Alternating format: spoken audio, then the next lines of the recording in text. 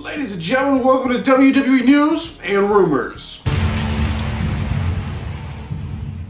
Ladies and gentlemen, welcome back to WWE Brand here. So if you missed yesterday's video where I made this wonderful WWE guitar, check out yesterday's video and I'll show you how I did that. Just a shameless plug before we begin, but ladies and gentlemen, we have a lot of news and rumors to talk about today, so let's go ahead and jump right in. So the first news story, okay, I'm actually going to talk about this. I know a lot of people who do their YouTube news show, they don't want to talk about this. I'll mention it. So let's talk about the Ryback, Mark Henry situation. So I'm not really want to pick a side. Just a lot of people like to call Ryback Cryback. I'm kind of neutral on the guy. I heard the stuff that CM Punk said about Ryback being an unsafe wrestler and all kinds of stuff like that. But so we have a bit of drama going on in the wrestling community. Like, you know, always. There's always some kind of dramatic situation going on.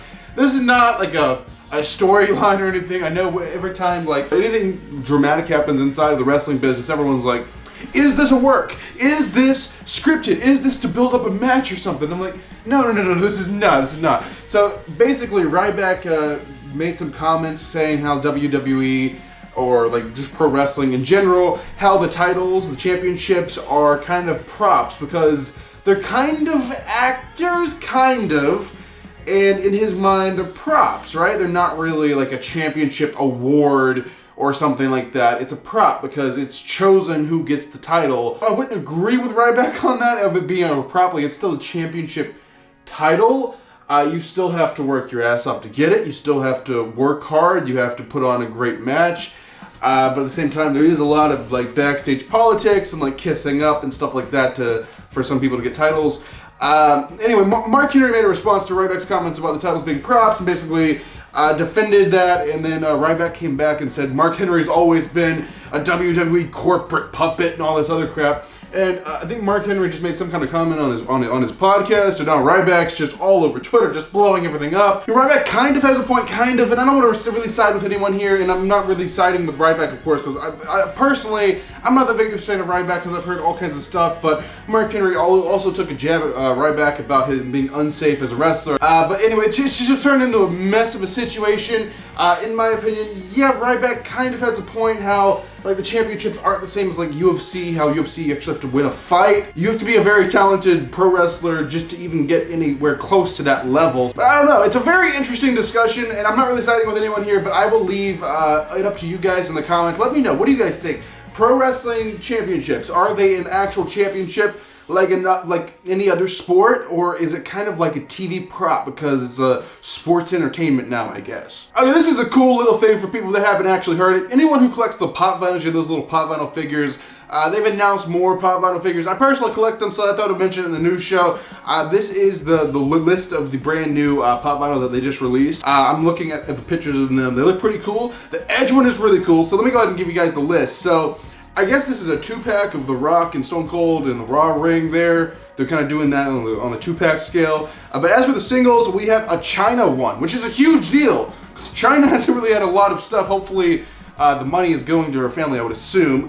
So we have a China one, we have a Edge one. He's actually wearing the attire from when he returned at the Royal Rumble when I was there. It was really cool being there, and actually I really want that pop because I was there and I witnessed the return, which is wonderful. We also have an Otis pop with his Money in the Bank briefcase. We have a Stone Cold Steve Austin pop. I'm not sure what in the hell he has in his... Oh, he has a little title, I believe. I believe that's what that is. And also, we have a Drew McIntyre pop vinyl now. So, all of those are really cool, and I'd love to add those to my collection whenever they get released. But for pop vinyl collectors, there's brand new pop vinyl little figures out if you guys like to collect those little things. Okay, the next news story. The next news story is about the WWE PPV List. So, if you guys didn't catch my little breaking news episode I did this past Saturday, I believe it was Saturday, right? Yeah. So I did it like Saturday, like 10 o'clock at night, because they announced it like really late or whatever. WrestleMania is happening in Tampa now. It's no longer happening in Hollywood. They've postponed the Hollywood WrestleMania until 2023. They've actually announced 3 years of WrestleManias. 2022, next year, it's going to be in Dallas, Texas. But this year, they've decided to move the WrestleMania to Tampa, Florida, into the Raymond James Stadium where WrestleMania 36 was originally supposed to be before the pandemic hit. They've announced they're doing WrestleMania another 2-night special, so it's going to be a 2-night event, and they've announced fans can go. Tickets will be announced here in a few weeks. Hopefully, tickets won't be impossible to get because I would like to go as long as they do everything safely. You wear your mask the whole time. Everyone's sitting 6 feet apart. Hopefully they can do all of that, and hopefully tickets won't be too crazy to get, which I'm sure they will because everyone's going to want to go. They've also announced more pay-per-views. Now these will not have fans. There's not going to be no fans. These are going to be inside the Thunderdome. So far we have the Royal Rumble. We already know that. Royal Rumble's only in 2 weeks. It's January 31st. It's going to be the Royal Rumble pay-per-view. It's going to be the Thunderdome. So move on to the next pay-per-view. We have February 14th, Valentine's Day. Valentine's Day, we're actually having the Elimination Chamber. How lovely. Valentine's Day, we get like the most grueling and painful structure in the whole history of wrestling. So we have the Elimination Chamber. That will be in the Thunderdome on Valentine's Day. Move forward to the next pay-per-view. We're actually having Fastlane making a return. It's going to be on March 21st. So March 21st, that's also going to be in the Thunderdome. And then after the Fastlane pay-per-view, we're going to move on to WrestleMania, which fans are going to be there in some capacity. And that's going to be a 2-night special event kind of deal, April 10th and April 11th. So that's the schedule for 2021 so far. Now, as for after WrestleMania, if they're going to keep having fans going, I guess it kind of depends how WrestleMania goes, but it's definitely possible. But I don't know if they're going to be like touring across the country like they usually do. They might just stay in Florida for a little bit, but maybe towards the end of the year they can start touring again. I'm not actually too sure. So you guys have those are the actually only confirmed news stories I had to talk to you guys about today. And now we're going to talk about some unconfirmed news stories, also called rumors. I'm going to use my catchphrase. Ladies and gentlemen, let's put the juice box on the screen right now. Ladies and gentlemen, it is now time to talk about some juicy rumors. The first rumor is about Ricochet. So Ricochet, if we don't know, there's been like rumors that he signed a longer contract than most, and that we're going to be stuck with Ricochet inside the WWE for a long time, which isn't a bad thing. I just want to say it's not a bad thing. It's just he's going to be stuck with WWE for a while. So when did he actually sign? Well, this was before the pandemic when they were actually throwing out those very large contracts. Just beautiful timing. They were like right before the pandemic. They were like, here's a lot of money to stay with us for a long time so you don't go to AEW pretty much. They offered Ricochet a 5-year deal, and he actually accepted it. Now, we don't know a dollar amount, which isn't the most important thing. The most important thing is how long his contract's going to be. So Ricochet is going to be inside the WWE in some type of capacity, at least for the next 5 years. All right, the next rumor. Now, this one is a little confusing. I'm trying to wrap my brain around this. So let's go ahead and try to figure this one out. So this one is about the Superstar Spectacle. So in the last news episode when I was talking about this, I called it the Superstar Special because apparently I can't read straight anymore. But basically, it's the special for India. It's going to be taking place on January 26th. It's actually airing at 8 o'clock in India, which is like 9 a.m. in the eastern United States, I believe. And if you're on the West Coast, just forget about even trying to watch it. But apparently, due to how early it is, it's actually going to be pre-taped. They're pre-taping this for some reason at 9:30 in the morning, actually in the Thunderdome on January 22nd. Apparently fans are going to be in the Thunderdome. If you guys want to wake up at 9:30 in the morning and do it, you can. It's going to be January 22nd. The Thunderdome is going to be pre-taped, and then it's not going to air until the 26th. Now, I don't even know if it's airing in the U.S. From what I've seen so far, it's more of an India-based thing. They're not really concerned about airing it in the United States too much. But I'm sure we can find it somewhere. But yeah, it's actually going to be pre-taped at 9:30 in the morning. It's actually the same day as SmackDown this Friday. So if you guys want to participate in that, that is 9:30 in the morning this Friday. Okay, the next rumor. The next rumor is actually about Mr. Keith Lee. So Keith Lee recently broke the top rope, kind of. So he kind of just knocked it loose. So, you know, he had, who was it? I believe it was John Morrison. He had him in the corner, and then he went for a splash, and then the top turnbuckle, I believe they pre-loosened. It was been rumored that that was planned spot or whatever. But now we actually have a reason. Why would they do that? Why would they do something so random? Well, apparently it was kind of just to test something out. They did it right before a commercial break, and then as soon as the rope broke, they went to commercial. And the reason they did that, just to kind of hit the hook into people and be like, you gotta come back to see what happens when Raw comes back from commercial, and kind of just make people sit through the commercials. But if they plan to do some kind of hook thing like this every week, it's going to be very, very interesting to say the least to see how they try to do this. Okay, the next rumor. The next rumor is about Mr. Drew McIntyre. So Drew McIntyre has it. I'm just going to relieve it as it. Now he has said he has no symptoms and he's not like in a bad off situation or anything like that. He's lucky with it. So what is the update on Drew McIntyre return from having it?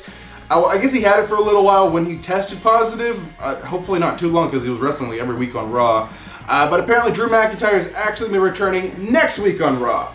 Now watch me be wrong and he returns tonight. But I don't believe he can make it that soon. But anyway, next week's Raw is the Raw before the Royal Rumble pay-per-view. They're still planning to have Drew McIntyre versus Goldberg for the WWE Championship at the Royal Rumble pay-per-view. Now we're having like 6 days before the Royal Rumble. We're going to have Drew return. So they're not going to have much build-up, much story behind this Goldberg and Drew McIntyre feud, as I'm sure they would have liked to, but yeah, Drew should be cleared next week to return to Raw. All right, the next rumor. So this also has to do with Drew testing positive for it.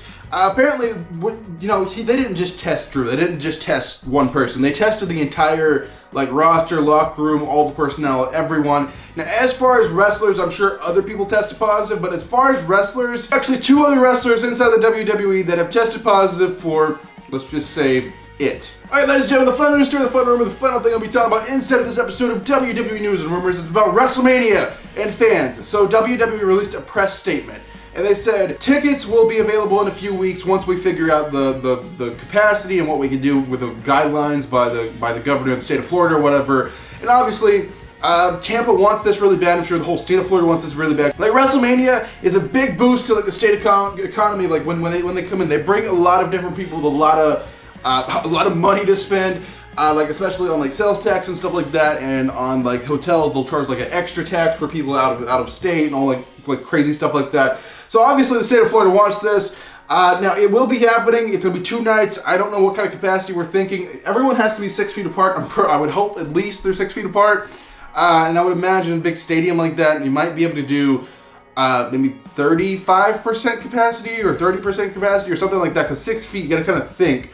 I don't think they could go anywhere close to 50, half. I don't think they could do that. It has to be less than half. So we'll just have to wait and see what kind of capacity. But as for the other shows, WrestleMania weekend, what's the update? So I'm guessing they're not going to be able to do WrestleMania Access. Now, as for the other shows, WrestleMania weekend, I don't know what's happening. No one knows what's happening. Currently, the rumor is Hall of Fame. The Hall of Fame ceremony is going to be a virtual thing. You cannot buy tickets to the Hall of Fame. I guess they're going to have screens in the Hall of Fame place, and if they're going to have, normally for the Hall of Fame, they'll use the same arena for Hall of Fame, NXT, Raw, and SmackDown. So that's kind of confusing. If they're having a virtual setup, then probably Raw, SmackDown, NXT, and Hall of Fame all will be virtual, and the only show fans can actually go to is WrestleMania. So if you're trying to plan a WrestleMania trip, is it worth traveling all that for just WrestleMania? Because you can't go to Access or anything like that. It's not really WrestleMania week, it's just WrestleMania 2 nights. I mean, at least it's 2 nights and not just 1 night.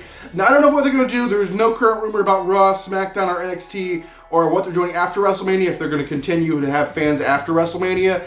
But as of right now, the only rumor I have for you guys is Hall of Fame is supposed to be virtual. There's not going to be fans of Hall of Fame, and we do know for a fact that fans will be at WrestleMania. Tickets will be on sale here in a few weeks, or at least announced in a few weeks. So there you guys have it. That is going to do it for this episode of WWE News and Rumors. Hopefully you guys enjoyed it. Right now on screen, I'm going to leave a link to 2 previous videos for you guys to check out, including that amazing guitar video, as well as a button to subscribe to this channel if you're brand new here. But thank you guys for watching this video. I am Brandon Hodge, and I will see you guys in the next video.